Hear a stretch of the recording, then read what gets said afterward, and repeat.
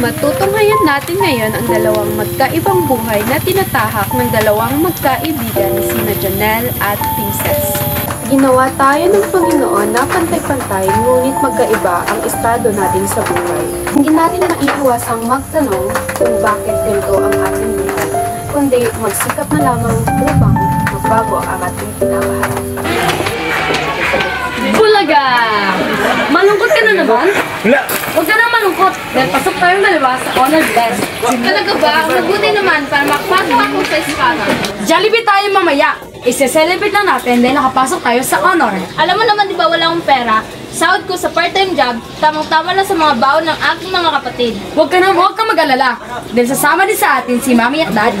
Sila na ang bahala sa'yo. At parang kapatid na rin ang turing ko sa Kinalaunan ay sumama na lamang si Princess dahil gutom na rin siya. Dahil lagi siyang nauubusan ng pagkain sa kanilang bahay dahil nga marami silang kasamayan. Internet na! Oh anak, andito na pala kayo. Hi, Mami! Ito kaibigan na anak ko? Opo. Ito pumasok kayo tumupo. Hintayin mo na lang ang daddy niya kasi nagpa-deliver pa ako ng Jollibee at iba pang pagkain. Kaya to, Miha. Huwag ka mahiya. Ani, anak, ito na mga foods.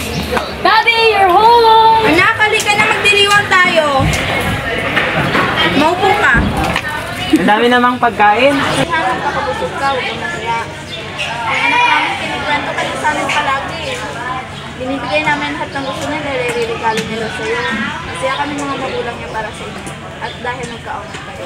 Tita, uwi na po ako. Baka mga kapatid ko po ay naghihintay na po sa bahay. Sige, Iha, mag-iingat ka. Salamat po sa mga pagkain. Mami, Daddy, atid mo na sa sarap. Kuya, atid mo na sa Natapos na ang kanilang pagdiriwang kaya umuwi na si Princess ng usog at may ngiti sa kanyang labi.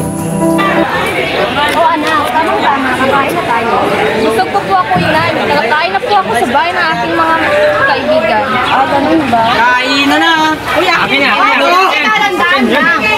Ano ba? Huwag kayong magkagawan para lahat kayo ang makakain. Ate, kung di kami magkakagawan, mauubusan kami ng pagkain. Hindi na nga kami makakain sa isang araw eh. Lumabas si Princess sa kanilang bahay na may halong lungkot. Dahil sa sobrang dami nilang magkakapatid ay hindi na sila makakain ng maayos sa isang araw. Anak, ipagpasensya mo na. Kulang talaga ang sahod ko sa paglalabain. May extra ka ba pang bili ng bigas? Nasa bag ko, inay nakalagay ang sahod ko para sa part-time job. Naku anak, salamat. Sa unang pamilya, sa buhay ni Janelle, napakita doon ang saganang pamumuhay. Dahil nga dalawa lang naman silang magkakapatid, kaya nagbibigay ng pamilya ni Janelle ang kanilang mga gusto. Hindi sila nag-aagawan ng mga pagkain, nakakain nila ang kanilang mga gusto. At higit sa lahat ay hindi sila nakukulangan ng pagkain dahil nga dalawa lang silang magkakapatid. Sa pangalawang pamilya naman, sa buhay ni Princess, naipakita doon ang kakulangan sa pagkain, nag-aagawan, nagsisigawan.